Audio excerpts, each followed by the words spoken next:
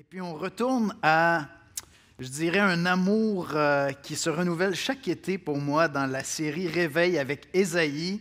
Dans l'Ancien Testament, j'aurais de la difficulté à vous dire lequel entre les psaumes et le livre d'Ésaïe est mon livre préféré. Dans les psaumes, j'aime le présenter comme ça ne vient pas de moi. Dans les psaumes, on a accès au cœur d'un adorateur. C'est comme si tu rentres dans, tu sais, là, un frère ou une sœur rempli d'expérience qui adore Dieu depuis des décennies.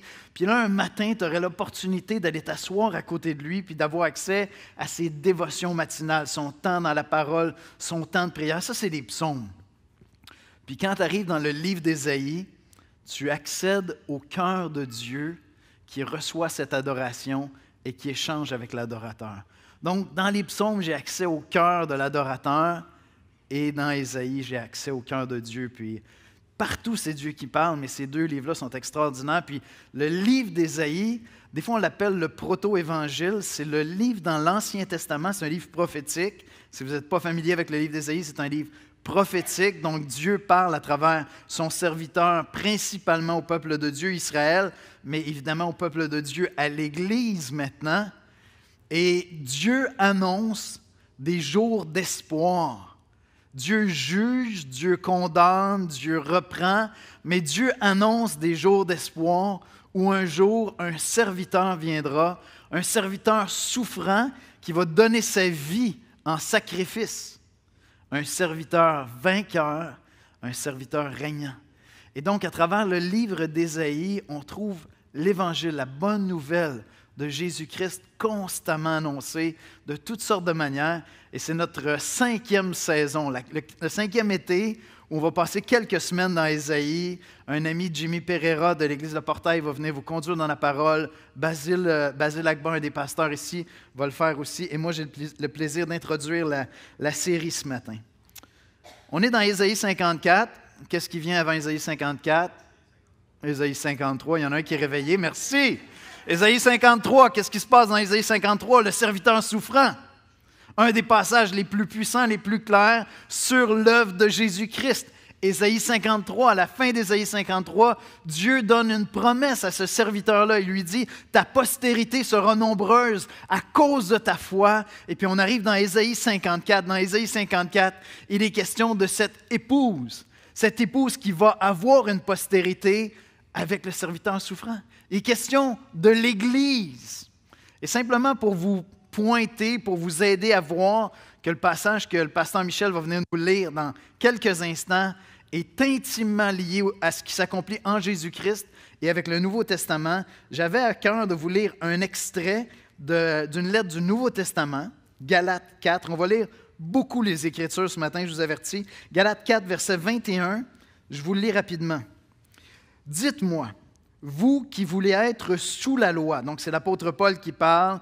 Il parle à des chrétiens qui pensent à retourner vraiment formellement sous les règles de l'Ancien Testament, même dans l'espoir de salut qui serait confié dans cette loi-là. Il dit, « Dites-moi, vous qui voulez être sous la loi, ne comprenez-vous point la loi? Car il est écrit qu'Abraham eut 2 fils, un de la femme esclave et un de la femme libre. » C'est très troublant comme passage. Lorsque tu connais l'Ancien Testament, ce que Paul dit ici, là, c'est mind-boggling pour un Juif de l'époque qui lit ça. « Mais celui de l'esclave naquit selon la chair et celui de la femme libre naquit en vertu de la promesse. Ces faits ont une valeur allégorique, c'est une image, car ces femmes sont 2 alliances. L'une du mont Sinaï, enfantant pour la servitude, c'est Agar, car Agar, c'est le mont Sinaï en Arabie. Et elle correspond à la Jérusalem actuelle. » C'est très fort ce que Paul dit ici, et il pointe clairement vers l'Église, qui est dans la servitude avec ses enfants, parce qu'elle n'a pas reconnu le Messie, elle n'a pas reconnu son Sauveur. Mais la Jérusalem d'en haut est libre, c'est notre mère. Car il est écrit, « Réjouis-toi, stérile. » Et là, il est en train de citer Ésaïe 54. « Réjouis-toi, stérile, toi qui n'enfantes point. Éclate et pousse des cris, toi qui n'as pas éprouvé les douleurs de l'enfantement. Car les enfants de la délaissée seront plus nombreux que les enfants de celle qui était mariée. Pour vous, frères, Comme Isaac, vous êtes enfants de la promesse, et de même qu'alors celui qui était né selon la chair persécutait celui qui est né selon l'Esprit, ainsi en est-il maintenant. L'apôtre Paul dans Galates cite Ésaïe 53 pour nous dire que ces promesses se sont accomplies dans l'Église de Jésus-Christ. On va aller dans un mot de prière, on va écouter la lecture d'Ésaïe 54, puis on va plonger dans ce très, très, très beau passage. Seigneur Jésus, on est assemblés pour entendre parler de ton épouse, pour entendre parler de ton amour pour ton Église. On est assemblés ce matin, Seigneur, pour se réjouir, j'ose même pas dire par la foi, parce que ce passage a été donné comme un passage prophétique. Il y a de cela des siècles et des siècles, mais nous avons vu et nous voyons et nous continuons de voir l'accomplissement de ces prophéties. Nous sommes ici, Seigneur, pour nous réjouir de la puissance, de la beauté, de la majesté de ton amour pour ton Église, pour ton épouse, Seigneur. Et je te prie, Père, de venir conquérir nos cœurs ce matin.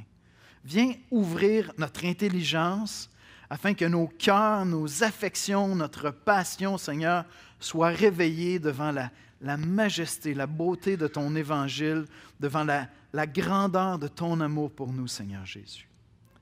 C'est en ton précieux nom que nous prions. Amen. Amen. Donc, la lecture de ce matin est dans Ésaïe, chapitre 54, les versets 1 à 17, dans la nouvelle édition de Genève. Ésaïe, chapitre 54, les versets 1 à 17. Réjouis-toi, stérile, toi qui n'enfantes plus. Fais éclater ton allégresse et ta joie, toi qui n'as plus de douleur, car les fils de la délaissée seront plus nombreux que les fils de celle qui est mariée, dit l'Éternel. Élargis l'espace de ta tente, qu'on déploie les couvertures de ta demeure. Ne retiens pas, allonge tes cordages et affermis tes pieux, car tu répandras à droite et à gauche, ta postérité envahira des nations et peuplera des villes désertes. Ne crains pas, car tu ne seras point confondu. Ne rougis pas, car tu ne seras pas déshonoré. Mais tu oublieras la honte de ta jeunesse et tu ne te souviendras plus de l'opprobre de ton veuvage. Car ton Créateur est ton époux. L'Éternel des armées est son nom. Et ton Rédempteur est le Saint d'Israël. Il se nomme Dieu de toute la terre.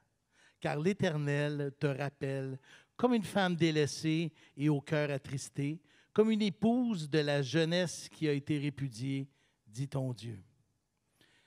Quelques instants, je t'avais abandonné, mais avec une grande affection, je t'accueillerai. Dans un instant de colère, je t'avais un moment dérobé ma face, mais avec un amour éternel, j'aurai compassion de toi, dit ton Rédempteur, l'Éternel. Il en sera pour moi comme des eaux de Noé. J'avais juré que les eaux de Noé ne se répandraient plus sur terre. Je jure de même de ne plus mériter contre toi et de ne plus te menacer. Quand les montagnes s'éloigneraient, quand les collines chancelleraient, mon amour ne s'éloignera point de toi, et mon alliance de paix ne chancellera point, dit l'Éternel, qui a compassion de toi. Malheureuse, battue de la tempête et que nul ne console. Voici, je garnirai tes pierres d'antimoine et je te donnerai des fondements de saphir. Je ferai des créneaux de rubis, tes portes d'escarboucle et toute ton enceinte de pierres précieuses. Tous tes fils seront disciples de l'Éternel, et grande sera la postérité de tes fils. Tu seras affermi par la justice, banni l'inquiétude, car tu n'as rien à craindre, et la frayeur, car elle ne s'approchera pas de toi. Si l'on forme des complots, cela ne viendra pas de moi. Quiconque se liguera contre toi tombera sous ton pouvoir. Voici, j'ai créé l'ouvrier qui souffle le charbon au feu, et qui fabrique une arme pour son travail, mais j'ai créé aussi le destructeur pour la briser. Toute arme forgée contre toi sera sans effet, et toute langue qui s'élèvera en justice contre toi, tu la condamneras.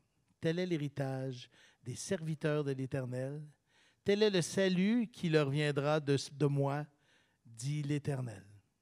Amen.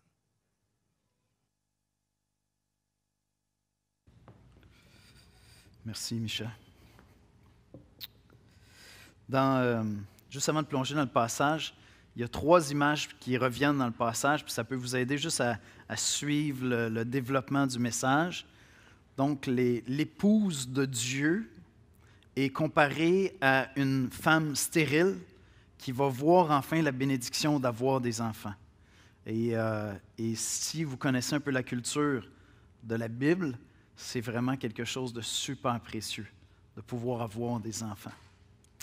Deuxième image, c'est cette femme qui a été infidèle et qui a été rejetée par son mari, qui a été délaissée, et son mari revient à elle et lui dit « Oublie toute la honte de ton passé, je vais t'aimer comme au premier jour, et ça pour l'éternité. » Puis enfin, la troisième image qui est donnée, toujours pour parler de l'épouse de Dieu, la troisième image qui est donnée, c'est celle d'une cité majestueuse, extraordinaire, imprenable, où vit le peuple de Dieu. Donc, vous avez ces 3 images qui sont présentes. Ça peut vous aider à comprendre un peu la structure du passage lui-même.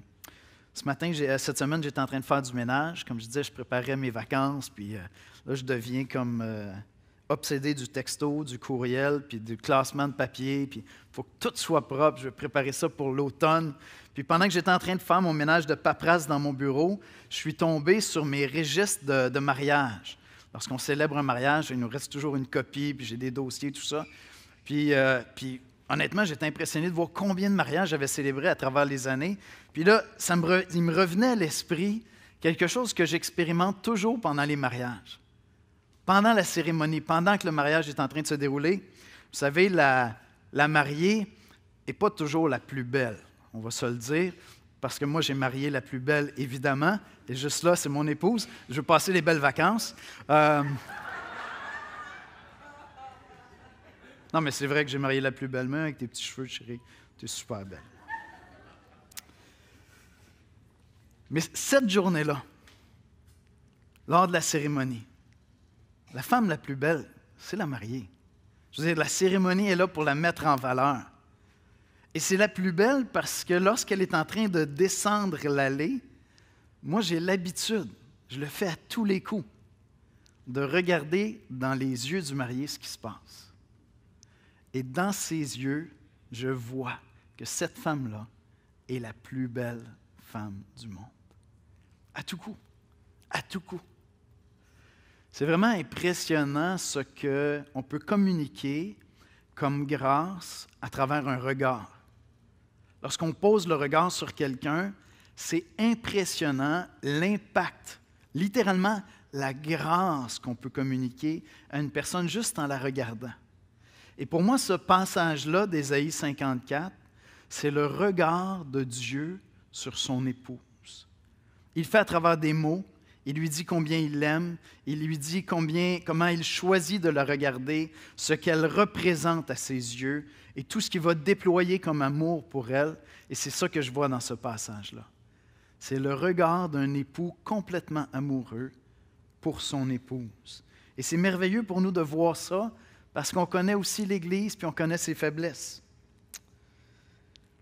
Voici comment je résumerai l'exposé de ce matin. Le regard amoureux que Dieu dépose sur l'Église remplirait de pur bonheur et d'espoir le cœur le plus froid. Je ne sais pas si ton cœur est chaud pour Dieu, est réveillé pour Dieu, est passionné de Dieu, mais ma prière, c'est qu'à travers ce passage-là, le regard de Dieu pour son épouse vienne réchauffer ton cœur, si ton cœur s'est refroidi. Premier élément ce matin que je veux souligner, je l'ai intitulé « Émerveillé ». Je ne sais pas si vous connaissez la vision de l'Église de l'Espoir. Notre prière, notre désir, ce qu'on fait, tout ce que nous faisons vise à être une Église émerveillée par l'Évangile de Jésus-Christ au service de la communauté. On veut être une Église émerveillée par l'Évangile de Jésus-Christ. On s'applique à garder dans notre cœur, au centre de tout ce qu'on prêche, de tout ce qu'on enseigne, de tout ce qu'on met de l'avant, l'Évangile de Jésus-Christ. L'Évangile, c'est quoi? C'est la bonne nouvelle de ce que Jésus-Christ est venu faire pour le monde et pour son Église. Et pourquoi est-ce qu'on garde l'Évangile au centre? C'est parce que toute la vie chrétienne dépend de cet émerveillement-là, de cette joie-là. La vie chrétienne n'a rien de ce que vous pouvez imaginer d'une religion très posée où tout est convenu, tout est placé, tout est ordonné. Ce n'est pas ça la vie chrétienne. La vie chrétienne, c'est une relation passionnelle que l'Église a avec son Seigneur. Cette passion-là se manifeste de toutes sortes de manières, dans toutes sortes de cultures, à toutes sortes de moments dans l'histoire. Parfois, c'est au prix de son sang que l'Église vit sa passion pour Christ, lorsqu'on exige d'elle qu'elle renie Jésus-Christ. Le christianisme n'a rien d'une religion bien rangée et sans passion. Mais si on veut être honnête, notre cœur perd facilement sa passion. Et donc, on veut, comme Église, à l'Espoir, cultiver constamment cette fascination devant la beauté de ce que Jésus-Christ a fait pour l'Église. Nous voulons être émerveillés. Ça demande toutes nos prières, ça demande toute notre attention à la parole de Dieu, ça demande d'apprendre à décliner l'Évangile de toutes les manières possibles afin qu'il soit présent constamment dans nos journées. Et de voir que c'est ça le moteur, c'est ça le motif, c'est ça qui nous garde amoureux de Christ, ce qu'il a fait pour nous. Et ce passage-là est rempli de l'Évangile.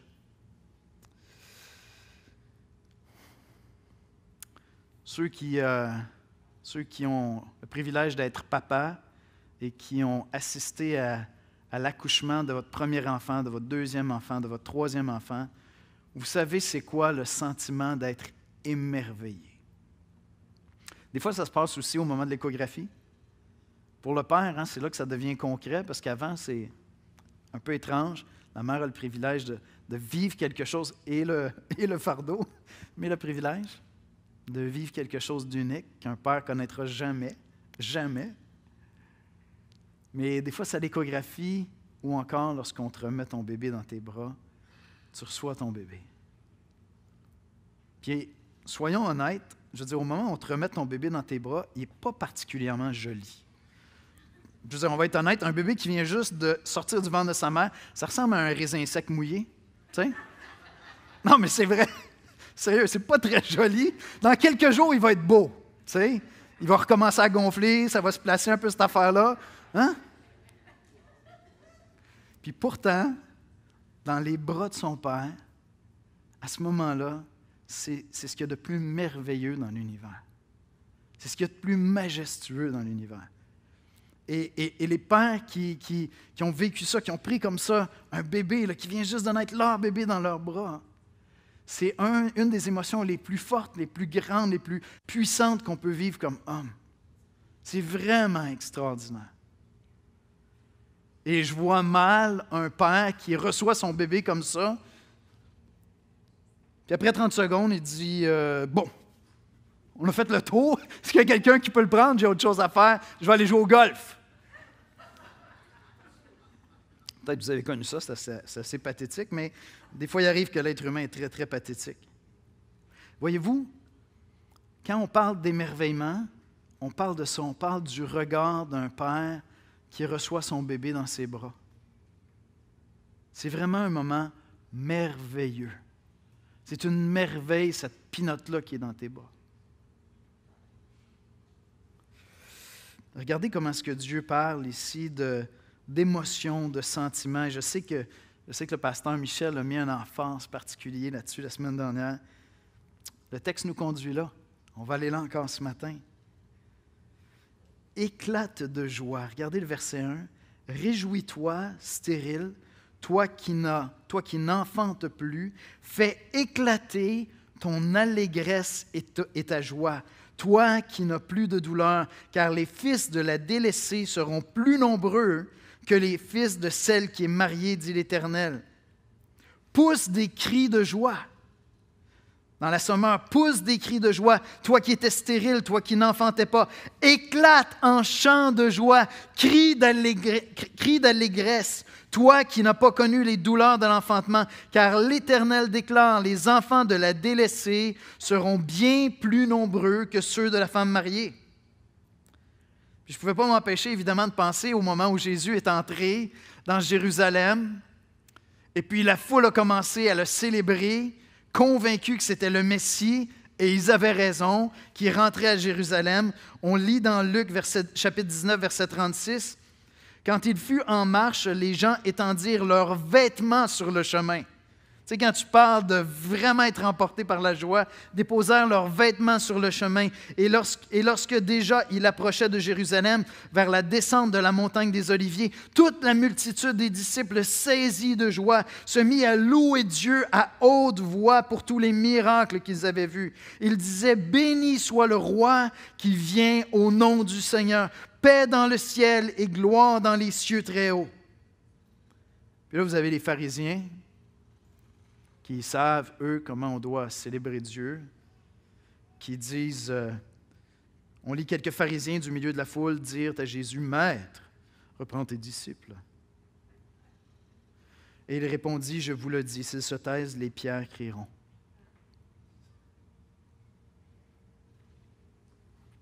Il y a une exhortation dans ce passage-là à être exalté devant Dieu. Il y a une exhortation dans ce passage-là, un encouragement, plus qu'un encouragement, un commandement à éclater de joie dans la présence de Dieu. Je ne sais pas comment vous... je pense que Michel a utilisé l'illustration quand vous allez écouter un match du Canadien ou quelque chose. Peut-être que vous avez, vous, l'applaudissement. Tu sais, le Canadien score, ça arrive à peu près une fois par 10 ans. Le Canadien score, tu sais. Puis peut-être que vous avez l'applaudissement comme ça. J'en doute. Pas sûr. Pas sûr. S'il fallait qu'il gagne la Coupe Stanley, tu sais, je vois tous les Québécois. Non, c'est pas comme ça que ça va se passer. Ça va exploser. En fait, ça devient dangereux. S'il gagne la Coupe Stanley, barricader les commerces, ça peut être vraiment dangereux. Mais comprenez-vous, il va y avoir une explosion de joie. Puis si vous êtes en train d'écouter un Super Bowl, vous êtes, je ne sais pas, vous êtes à la fête de votre enfant, il fait les premiers pas, tu sais, c'est pas comme, bravo.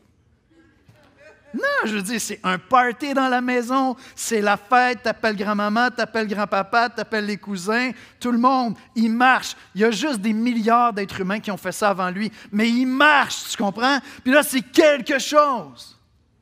Puis étrangement, lorsqu'on est en train de vivre ces moments-là, on ne se pose pas la question, suis-je sincère dans cette exaltation que je vis?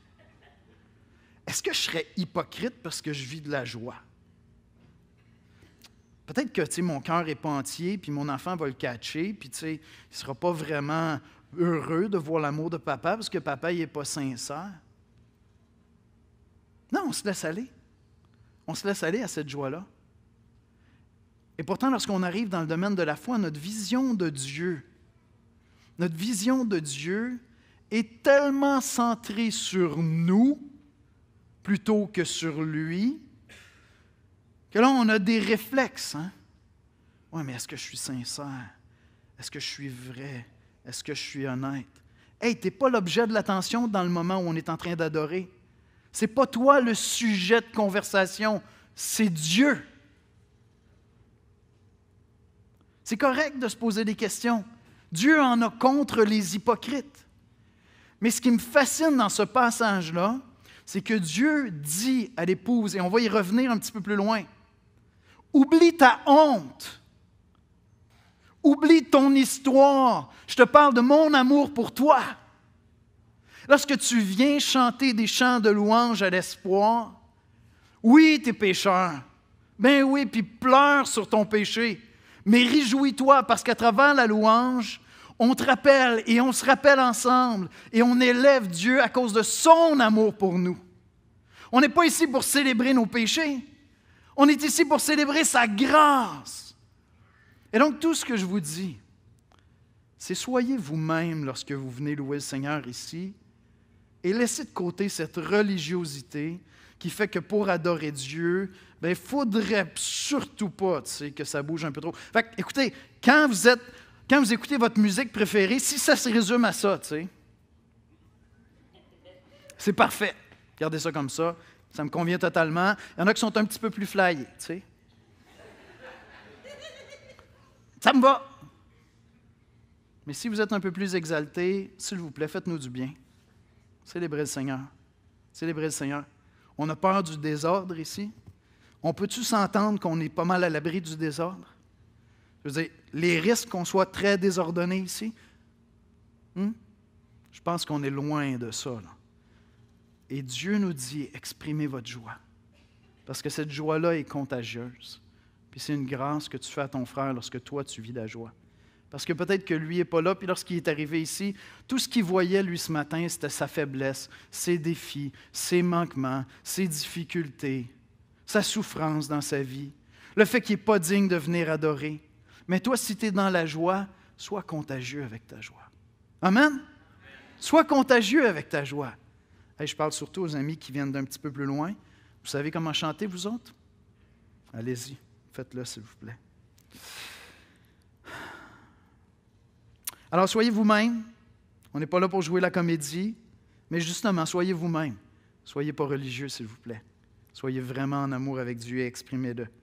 Et si vous dites, « Ouais, mais j'ai peur d'être hypocrite », vous réglerez ça avec le Seigneur après. Vous réglerez ça avec le Seigneur après. Et pourquoi est-ce que le Seigneur dit à l'Église de se réjouir?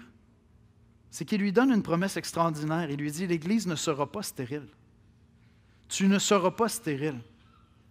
Et il faut remarquer qu'au moment où le texte est donné, c'est un texte prophétique. On est dans l'Ancien Testament. Les choses ne sont pas accomplies. C'est vraiment intéressant parce qu'ils sont appelés à se réjouir par la foi. Ils n'ont pas vu et pourtant il dit « éclate de joie ». Tu me connais, moi, je te déclare que je t'aime. Aie confiance en moi. Arrête de regarder à toi. Aie confiance en moi. Je suis ton époux, ton créateur. Tu vas avoir une grande postérité. Et cette postérité-là s'est manifestée dans l'Église. Dans l'Église de Jésus-Christ. C'est l'Église de Christ qui est cette postérité nombreuse. Certains d'Israël, la majorité ne sont pas d'Israël. Et depuis 2000 ans, l'Église n'est pas stérile. Au contraire, elle enfante et elle enfante et elle enfante et elle enfante. Et lorsque tu vis dans un petit bout de la terre où les choses ont de l'air cosy, puis c'est une conversion à toutes les X semaines, Dieu est en train de faire des choses incroyables ailleurs sur la terre. Mais Dieu est toujours en train d'opérer des réveils sur la terre. Constamment, il est en train de le faire.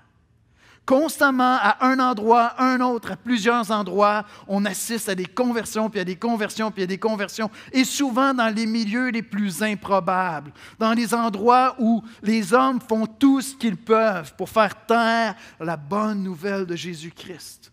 Mais depuis 2000 ans, l'Église se multiplie.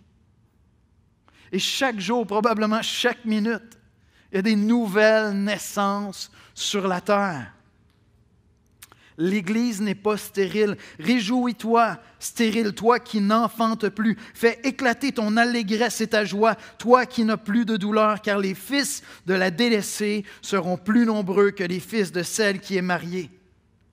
Puis Jésus dit dans Matthieu 28, 19 et 20, « Allez, faites de toutes les nations de la terre des disciples, les baptisant au nom du Père, du Fils et du Saint-Esprit, et enseignez-leur à observer tout ce que je vous ai prescrit. Voici, je suis avec vous tous les jours jusqu'à la fin du monde. » Et Christ a prouvé qu'il est avec nous tous les jours jusqu'à la fin du monde, parce que l'Église continue à se multiplier partout sur la terre.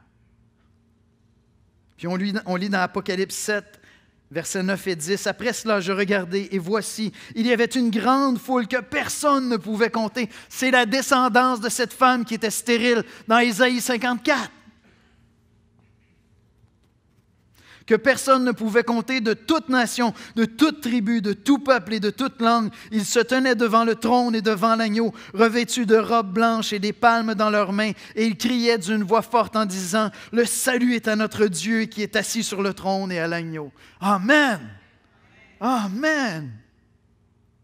L'Église n'est pas stérile. Vous savez ce qui déforme parfois notre regard? C'est qu'on prie pour des gens autour de nous, et parfois ça va prendre des décennies de prière, à prier pour des gens qu'on aime autour de nous, et nos yeux ne regardent que là. Ce matin, je ne te parle pas de ta famille naturelle, je te parle de ta famille spirituelle. Et j'aimerais, comme tu aimerais, que ta famille et que ma famille naturelle soit avec moi pour l'éternité. Je n'ai aucune assurance là-dessus. Je prie pour eux, je supplie Dieu tous les jours pour eux. Mais je veux garder les yeux fixés sur l'épouse de Christ, qui a une postérité énorme, constante. Et si tu veux prier pour ceux de ta famille, apprends à regarder tout ce que Dieu fait à travers le monde. Sois attentif aux histoires de conversion. Chaque fois que tu entends une histoire semblable, pose des questions, réjouis-toi. Annonce l'Évangile ailleurs que dans ta maison. Puis Dieu va t'accorder peut-être la joie de voir quelqu'un quand tu es en train d'ouvrir un passage, puis là, la personne comprend « Quoi? Il est mort pour mes péchés? » La personne est émue. Tu assistes à une nouvelle naissance. C'est une des plus grandes joies, mettre un enfant au monde. C'est une des plus grandes joies de voir l'Esprit Saint mettre un enfant au monde. L'Église n'est pas stérile, les amis. Et si vous gardez les yeux seulement sur les personnes pour qui vous priez depuis des décennies, vous allez commencer à croire un mensonge. Vous allez commencer à douter de la puissance de l'Évangile. Alors que Dieu sauve actuellement sur la terre de manière incroyable. En Chine, de manière extraordinaire. Au Moyen-Orient, en Iran actuellement. L'Église underground en Iran est présente et les gens se convertissent. Ou les gens arrivent ici et se convertissent. Dieu sauve, l'Église n'est pas stérile. Réjouis-toi. Et vous savez quoi? Dans notre cas, nous, on ne le fait même pas par la foi. On le fait par la vue. Parce que nous voyons ces conversions. Émerveillé. Émerveillé. Deuxième élément, une alliance de paix éternelle. C'est ce qui a saisi mon cœur dans le passage cette semaine. C'est le langage de Dieu pour parler de ce mariage. Voyez-vous, le mariage, nos mariages humains, c'est une institution divine. C'est Dieu qui l'a créé. C'est Dieu qui l'a pensé. Ça vient de la pensée de Dieu. Ça vient du cœur de Dieu parce que ces mariages terrestres, dans nos rapports humains, c'est ce qui reflète le plus l'amour de Dieu pour son peuple. C'est ce qui parle le mieux de l'amour de Dieu pour son peuple. Et ces mariages-là sont des alliances que nous formons. Mon épouse et moi avons formé une alliance ensemble à la mort, à la vie. Et certains d'entre vous avez vécu des choses difficiles dans vos mariages. J'en suis tellement conscient. Mais vous savez quoi?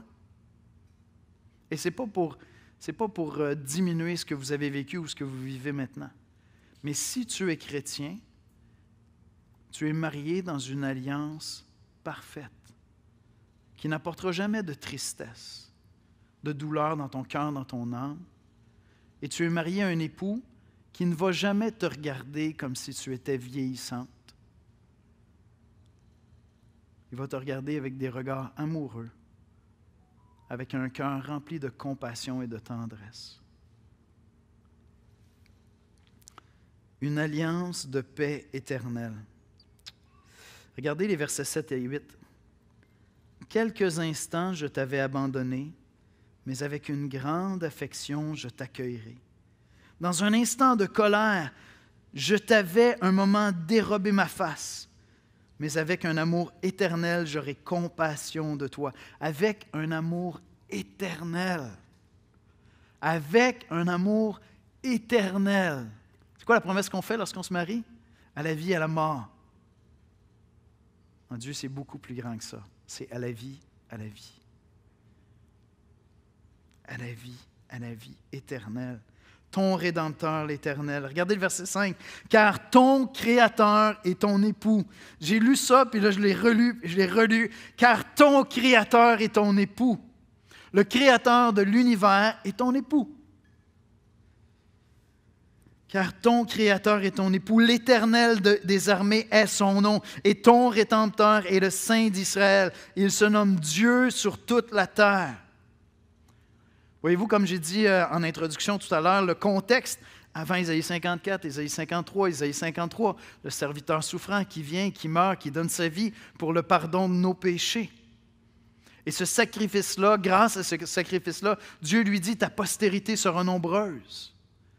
Bien, l'époux vient, Jésus-Christ, vers l'Église. Et Dieu lui donne cette Église. Et il l'aime tendrement. Et il l'aime en vertu de son amour à lui. C'est fascinant, dans ce passage-là, Dieu s'applique à dire à son épouse, oublie tes offenses passées. Oublie les choses qui te faisaient honte. Oublie ces éléments-là. Moi, je ne te regarde pas comme ça. Moi, je ne te vois pas comme ça. C'est pour ça que je vous disais cette illustration, hein, quand la mariée est en train de descendre l'allée, puis elle s'en vient vers l'époux. Puis là, moi, je regarde dans les yeux de l'époux, puis je vois très bien, son amour est en amour. Dieu lui dit, oublie ça. Parce que moi, c'est un regard de compassion éternelle que j'ai pour toi. C'est un amour éternel, tellement éternel. Regardez le verset 9, il dit, « Il en sera pour moi comme des eaux de Noé. J'avais juré que les eaux de Noé ne se répandraient plus sur la terre. » Dieu avait fait une promesse après le déluge, il a dit, « Plus jamais je vais faire ça aux hommes. » Puis là, Dieu retourne à cette promesse-là, puis il dit, « Autant cette promesse-là est forte pour moi, voici la promesse que je te fais aujourd'hui. Je jure de même de ne plus mériter contre toi et de ne plus te menacer. » Ton époux te promet de ne plus s'irriter contre l'Église, de ne plus menacer l'Église. Et s'il y a une chose de certaine avec Dieu, c'est qu'il accomplit ses promesses. Et il a promis de ne plus s'irriter. Ceux qui sont mariés, là, imaginez que votre conjoint, jusqu'à la mort, plus jamais une seule fois ne s'irrite contre vous. Cool, hein? Dieu l'a promis à son épouse, à l'Église. Dieu a promis de ne plus jamais s'irriter. Jean 10, versets 28-29, « Je leur donne la vie éternelle, et elles ne périront jamais. Et personne ne les ravira de ma main. Mon Père qui me les a donnés est plus grand que tous, et personne ne peut les ravir de la main de mon Père. » Une alliance éternelle. Si tu as placé ta foi en Jésus-Christ, tu es entré dans une alliance éternelle. Ésaïe 54, 10, « Quand les montagnes s'éloigneraient, quand les collines chancelleraient, mon amour ne s'éloignera point de toi, et mon alliance de paix ne chancellera point, dit l'Éternel qui a compassion de toi. » Est-ce que vous comprenez qu'on a vraiment raison d'être émerveillé par l'Évangile? Est-ce que vous comprenez qu'on a une véritable source de joie, de paix inébranlable?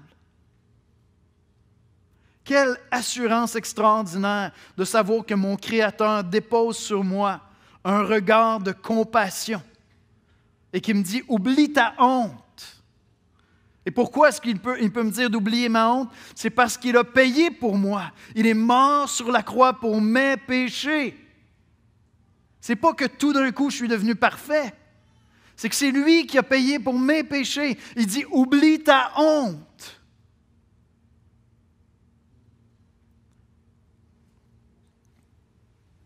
Je ne sais pas si tu combats des fois avec la honte. Je ne parle pas de ces moments où le Saint-Esprit te montre qu'il y a quelque chose qui ne va pas. Il y a un péché dans ta vie, puis il t'appelle à te repentir. Amen!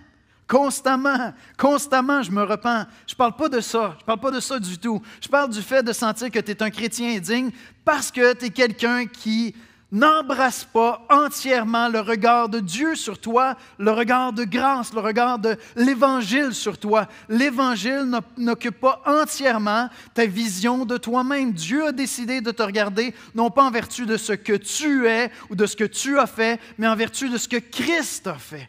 Est-ce que tu es de ces chrétiens qui a fondamentalement honte d'être lui-même? Et il y en a une tonne. Il y en a une tonne. J'en suis. Et j'ai besoin de me rappeler l'Évangile. Je vous dis, matin et soir, l'Évangile est repassé dans mon cœur parce que j'ai besoin de tourner mes regards vers ceux de mon époux, de Christ qui m'aime, qui est mort sur la croix pour mes péchés. et de voir à travers son amour, sa grâce, son regard sur moi. Si j'ai péché, il va me le montrer. Je vais me repentir, je vais demander pardon. Ce n'est pas de ça que je vous parle. Je vous parle de ce sentiment d'être taché qui est là, qui est permanent. Je suis juste comme un chrétien indigne. On le répète souvent, l'espoir ici, il n'y a pas de bons chrétiens. On est tous des criminels graciés. D'accord? On est tous des criminels graciés. Il n'y a que Dieu qui est bon. Et si tu es de ces chrétiens qui luttent avec la honte, peut-être que tu regardes trop à toi et pas suffisamment au regard que Christ dépose sur toi, en vertu de sa grâce, de son œuvre à la croix. Et tu sais quoi? Ça ne va pas faire de toi quelqu'un qui marche plus dans la sainteté. De rester dans ce regard d'apitoiement où tu dis « Moi, je suis un chrétien minable ». Ça ne te conduit pas dans la sainteté. Je suis désolé, ça ne te conduit pas là. Parce que ce n'est pas ça la repentance. La repentance, c'est un regard qui va vers Christ, puis qui voit des péchés dans ma vie et qui retourne vers Christ, qui accepte sa grâce, puis qui sort du péché. Avec l'aide de Dieu, des fois avec des années de combat. Mais je refuse de garder les yeux fixés sur moi, apitoyé dans ma honte. Je décide de regarder toujours à travers les yeux de mon époux, de Christ qui est mort sur la croix pour mes péchés. Si tu vis dans la honte parce que tu dis que tu es un chrétien minable, peut-être que c'est vrai. La solution n'est pas là. La solution est de te tourner vers Christ et de regarder à son amour, à sa grâce, être centré sur l'Évangile de Jésus-Christ. C'est de ça qu'on parle ici, là. Et dans son amour, tu vas trouver la motivation pour abandonner des péchés, pour quitter des péchés. Ce n'est pas la loi qui va te conduire là. Ce n'est pas un sentiment de culpabilité et de honte permanente. C'est de voir l'amour de Christ qui va te conduire à abandonner des péchés. Et je termine avec ceci, un héritage majestueux, une cité d'une inconcevable beauté. Versets 11 et 12, « Malheureuse, battue de la tempête et que nul ne console, voici, je garnirai tes pierres d'antimoine, et je te donnerai des fondements de saphir. Je ferai tes créneaux de rubis, tes portes d'escarboucle, et toute ton enceinte de pierres précieuses. » Écoutez, Apocalypse 21. Là, si ce n'est pas clair, c'est juste parce que vous n'avez pas lu toute la Bible encore. Apocalypse 21, verset 10. « Il me transporta en esprit sur une grande et haute montagne. Il me montra la ville sainte, Jérusalem, qui descendait du ciel d'auprès de Dieu, ayant la gloire de Dieu. Son éclat était semblable à celui d'une pierre très précieuse, d'une pierre de jaspe transparente comme le cristal. » Verset 22-23. Toujours dans Apocalypse 21, « Je ne vis point de temple dans la ville, car le Seigneur, Dieu Tout-Puissant, est son temple, ainsi que l'agneau. La ville n'a besoin ni de soleil, ni de la lune pour l'éclairer, car la gloire de Dieu l'éclaire, et l'agneau est son flambeau. » Le projet de Dieu pour ton salut et le mien, c'est un projet communautaire. C'est vraiment merveilleux comment le passage est écrit, puis ça me permet vraiment de s'assurer qu'on dépose ce fondement-là de manière profondément biblique. La vision de ton salut et du mien, c'est la vision d'une cité qui est habitée par le peuple de Dieu, et l'épouse, ce n'est pas un individu, c'est une multitude innombrable d'individus. Quand on lit des passages comme Ésaïe 54, un bon vieux baptiste peut être un petit peu mal à l'aise avec cette passion-là que Dieu déploie. On n'est pas digne de ça, c'est comme malaisant, tu sais, parce que Dieu ne partage pas sa gloire. Les Écritures sont claires. Dieu ne partage pas sa gloire avec aucune personne. Mais ce qui est clair lorsque tu comprends le rôle du peuple de Dieu, le rôle de l'Église, dans le plan de Dieu, Dieu nous fait entrer dans sa gloire. Dieu ne partage pas sa gloire, il nous fait entrer dans sa gloire. Dieu s'est fait homme est devenu l'un des nôtres. Il est mort sur la croix afin de pouvoir épouser une Église humaine. Et à cette Église, il lui donne de la gloire. Si vous pourrez aller lire Ésaïe 55, 56, c'est fascinant. Dieu couvre l'Église de gloire. Il y a un faux évangile qui circule depuis un bon bout de temps. On l'appelle l'évangile de la prospérité. Puis, dépendamment d'où vous venez sur la terre, c'est plus ou moins présent, mais c'est partout. Puis, ce qu'il y a de faux dans l'évangile de la prospérité, c'est qu'au lieu de laisser Dieu au centre de l'univers, je vais le résumer là, grossièrement, ça amène l'homme au centre. D'accord? Donc, le message, en gros, ça ressemble à ceci. Dieu t'a conçu de toute éternité, tu es extraordinaire, tu es merveilleux. Tout ce qui attend, c'est le moment où tu vas te tourner vers lui pour qu'il puisse venir t'appuyer et puis réaliser à travers toi tous ses rêves. Ça ressemble à ça. L'évangile de la prospérité. C'est pas ça l'Évangile. C'est pas ça l'Évangile. L'Évangile, c'est on est tous une gang de criminels, on mérite tous d'aller en enfer, ça va pas bien de notre côté, puis Dieu n'était pas là en disant « Hey, si seulement je pouvais avoir Yannick dans mon équipe, on pourrait scorer. Oh. » Non, non, non, non. Dieu a eu compassion de l'épouse délaissée dans sa honte et il l'a aimée. Et pour moi, ce qui m'aide à bien comprendre l'Évangile et comprendre tout l'amour de Dieu, sans commencer à me mettre au centre, c'est de réaliser que cet amour-là, c'est pour l'Église. C'est pour l'Église. Moi, je suis là comme individu, Dieu m'a aimé, il me réserve un nom pour l'éternité, il me connaît personnellement, intimement, mais ce que nous allons célébrer dans l'éternité, c'est l'amour de Christ pour son Église. C'est cette cité majestueuse, c'est cette communauté de rachetés. Et donc, si tu veux accepter toute cette passion, ce regard d'amour que Dieu dépose sur son Église, prends conscience qu'il le dépose sur son Église. Ramène-le pas à toi principalement. Ramène-le à toute l'Église, à tout son peuple en entier. C'est pour ça que j'ai énormément de difficultés avec les gens qui n'aiment pas l'Église. Ou qui vont dire « Ah non, moi j'aime l'Église universelle, c'est juste que les églises locales, là, tu ne comprends pas à quel point c'est offensant pour Christ quand tu parles comme ça. Non, mais l'Église fait tellement dur. Je ne sais pas, peut-être, sauf que Jésus a décidé de ne pas la regarder comme ça. Puis oui, il exhorte des églises locales dans l'Apocalypse, hein, c'est très clair. Mais il aime son Église profondément. Et il la regarde à travers son regard de grâce. On a toutes les raisons de se réjouir. Je vais inviter les musiciens à venir nous conduire dans cette joie-là. Et j'aimerais ça terminer avec ceci, quelques passages du Nouveau Testament que je vous lis très rapidement. Puis j'espère que ceux qui regardent vers l'avenir vont avoir un cœur rempli d'espérance à cause de ce que Christ dit à son Église, à cause de ce que Dieu dit à son peuple. Dans Romains, on lit, Romains 8, verset 17, « Or, si nous sommes enfants, nous sommes aussi héritiers, héritiers de Dieu et co-héritiers de Christ, si toutefois nous souffrons avec lui, afin d'être glorifiés avec lui. » Co-héritiers de Christ.